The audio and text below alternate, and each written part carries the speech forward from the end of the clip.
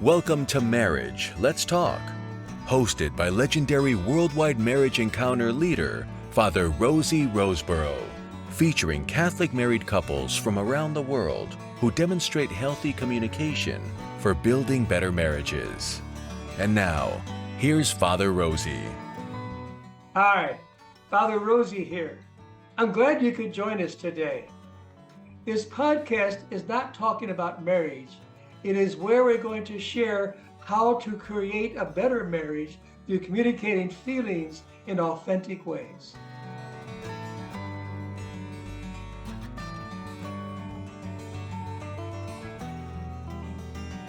Okay, there they are.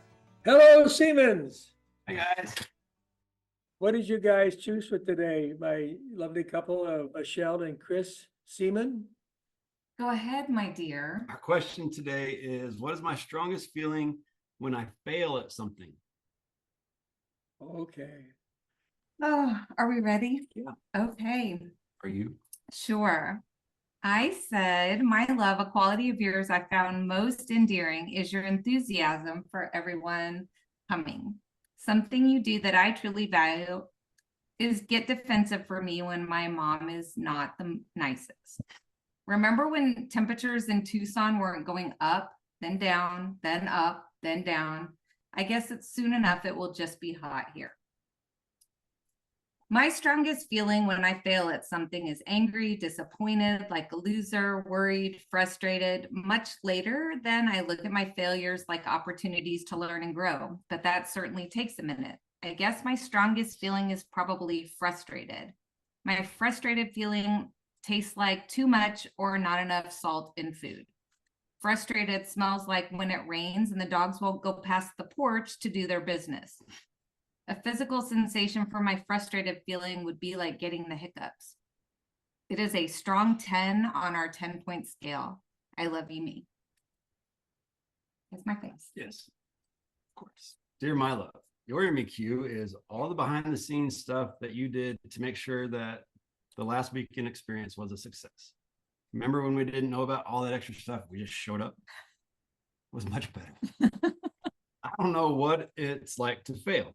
I just find ways not to do something the next time. I feel successful about this. Successful tastes like our monster cookie recipe or our homemade bread. Successful smells like sawdust in the shop. Successful is our dog's Presley's tail when she gets a new toy. Successful is redoing our table until it's done just how you like it. Successful is a black and white checkered flag.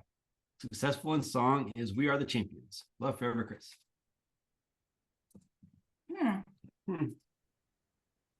Well, my dear, I gave mine a strong 10. You didn't give yours a number. No, mine is not that strong. Mine's more of a fact. But I'm pretty sure you don't agree with mine. But I think we should explore your frustrated feeling today. I don't know that it's that I don't agree with your feeling. It's that I don't quite understand your feeling. And I would like to know more about your feeling. But I guess we could rock, paper, scissors on whose feeling we can. We can do my feeling. That's fine. I mean, I know I did give it a strong 10, but knowing you as I do, I'm more curious about your successful feeling. Okay. I like my successful. Okay. If your successful feeling had a color, what color would successful look Other than the black and white checkered flag? Yeah.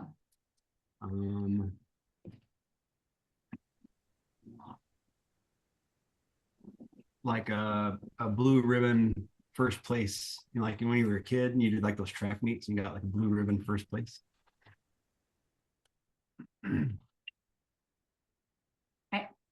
Okay, I'm going to tell you what's tripping me up on successful, and then help me, and then maybe I can paint it differently. What's tripping me up on successful is a blue ribbon or black and white checkered flag is a measurement of success. Getting there, I get it, right? Where what I'm hearing from you is that you learn from failures to feel successful, which wouldn't be like a championship in my mind. So that's why I'm trying to So it's not like it's not like a championship, like you win, but you finish. okay. Is there an experience that we've had together that Yeah. okay. The last weekend experience that we just put on, where on Wednesday night, the priest called us and said that he had to travel home and he wasn't going to be available. And so we had about 24 hours to, U-turn and figure everything out and make sure everything still went off with a hitch, and we made it work. I agree that there was a successful feeling. I didn't have failure as an option in that. True. So Okay, I get judged that we had to be successful in that U-turn. Example. So our kitchen table, that The one that you described. the one I described. So when we first made it, it was so big, and it was too big for our space. So we had to cut it down. And then when we cut it down, it messed up the sides. So then we had to do it again. And then you didn't like the colors. And then we had to sand it all down and put new colors on it. And then the clear coat didn't take. So then we had to redo that and put a new clear coat on. And each time we figured out how to do it correctly and better for the next time to be more towards what you want. And now it's how you want it. I suppose I'm seeing more towards your successful feeling as like learning from those mistakes. Is there a smell or a taste that might? Do you remember the first time we made or we tried to make the Potato soup. copycat potato soup from Chili's, and we were like, no, this is wrong. It's not, it's okay, but it's not as good as going to Chili's. And then we were like, okay, it's got to be, I don't remember what we did or didn't do. Oh, I remember. We went back to Chili's and we tried it again, and we were both like, okay, write this down, because we weren't taking notes in our phone. Super thin, like it Ours was running. thin. Okay, I'm getting there. What about a smell? So, okay, so here's what I'm thinking. Remember when we went to Jamaica and there was that lemongrass smell that was in the one room? And I was like, ooh, I have lemongrass at the house, oil. And I put a whole bunch in the diffuser, and you were like, no, that's not quite it. That was too strong. And then I put far less in, and you were like, it's too weak. And so then I mixed the lemon and the lemongrass smell until we kind of got there together. Is that more like your? Yes, now you're experiencing my successful feeling. Okay, I think I'm there. I think you're there. Yes, you're telling me that I'm there. That's the same process. You try it, it didn't work. So then you try it again, it doesn't work until you get it to what you want. Yeah, I get that. I think now when you initially read me, and I'm not trying to disregard that, but when you initially read me, I was like, I know your failures. That's not true, right? And so when we talked about it, when we were walking today, and I was like, okay, tell me more about that. No, tell me more about that. No, tell me more about that.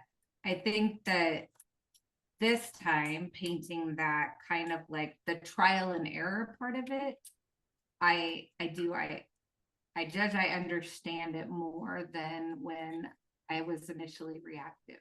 So thank you for helping me get there. Oh, Well, thank you, Michelle and Chris. I was just thinking of, it's all in how you look at, you're optimistic, Chris. And so and it's always retrying. You do that as a carpenter and a teacher, you know, and I was thinking my own mind in my mind, and I put down, to me, when I say failures, it depends what you say by failure. The failure part is, to me, there's no recovery. There's no second chance. You know, a conversation you had, or you said it and then it had its repercussions with people, employees or friends, or you misappropriated a situation, and you respond to a situation and didn't understand the whole picture, and it's too late to take it back. Whereas your sense is looking at is not only recovery, but it's like I'm learning from my mistake or my failure, and I can still going, as opposed to the kitchen table falling apart, disappeared, disintegrates. You know, you go, how did that happen? You know, and you have, maybe it's for your mother, you know, her new position. Nobody's, and mom, what do you do? Yeah. And so And I I think, think that's where I was tripped up with it, because I was thinking it takes me a minute to like process through, like, oh man, I had good intentions, right? And that I can learn from it. I typically do, but that initial feeling for me is like, is that frustration. And his was successful. And I was like, wait, what? Because I've heard him in the shop. And it does not sound like, yes, success. well, there was Gallup. I worked with Gallup for about 15 years, and I engaged church and all this stuff. And I learned from the Gallup, for example, that the first 7 seconds of any encounter is the most important seconds of any relationship in that particular situation or in long term. For example, if you, first time I've been to learn that, and what happens when a person comes into the church, if you're the usher, and they had just lost a loved one, and you don't know them, and you don't read the signs of their faces, and don't stop and inquire, and you say, "What a great day today!" Something like this, you're only going, and aren't you happy? And then the person wasn't looking and observing the person who just lost a spouse or just lost a child, or a hotel person who had a bad night, and you're the first one they're going to greet in the morning. And I was standing in line, 3 people down, and this person had an attitude that was just, bad. And I got up there and they treated me the same way.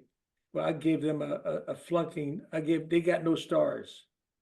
Not 1, not 5, but none. And so that, to me, when I've done that to people myself, and so I learned the first 7 seconds. And so I was inquiring, but my sister she died in December, but I was put into a assisted living. Went to a new place recommended by a doctor, and they gave me somebody at the desk that is about as live and appreciative as a rock. A rock would have been better. Then I left my name there, and I flunked them. The guy kept calling, the guy who's in charge of that place. The whole person called me at least 10 to 15 times to apologize, but it was too late. If you hired that person to be the first person you see, you may be a good person, but the one you hire is not. And so I think about it, so when I think of failure, my first 7 seconds is OS and a few other words behind that. I get that. Yeah. Then I carry it with me for a few days, sometimes longer, like, well, how could I, shoulda, woulda, coulda, that little in their face. So yes, but I have a different way of thing when I have a chance to redo what Chris is saying, like, I'll try again. Yes. Last Monday, I was going out of town, and I got that letter from the bishop, about a certain issue, and I composed a letter straight back to him, like email, and I hit something and it disappeared. Took me an hour and a half to compose it. I was not happy to start over again. Another hour and a half, I had to do it again. And I made sure I get my fingers away from anything that might, I don't know what I hit. All that was gone. But yet, so it haunted me I wasted an hour and a half. I hadn't packed yet, hadn't done anything, get ready for the next morning to fly. But yes. Anything else about that? It kind of grabs you as you do that? How do you help each other through failures? Grounds me. Like she'll, because You're grounded. yeah, I'm very, not as much now, but I used to be very fiery, very emotional in my reactions in a negative way. And she has, I guess, rubbed off on me or taught me, however you want to word it, that, to take that deep breath and let it simmer for a second before you yell at somebody or The inanimate object. yes, whatever is making me mad at that second, let it go and just take a second to think about it. And so Yeah, and maybe that's why I was initially so because we dialogue first thing in the morning. So this morning when he read his letter and I was like, okay. But then I thought, okay, well, I don't understand that. And while mine was a strong 10, when we were walking today, he was like, oh, you're frustrated feeling. And, he was like saying all of the things that I was like, yes, like that, and like that, and like that, and like that, right? Frustrated. But I said, I do not understand your successful feeling.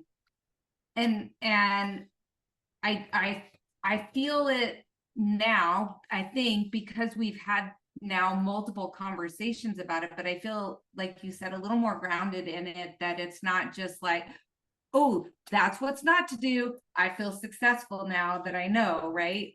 Versus, oh, I'm learning from that. I won't do that again.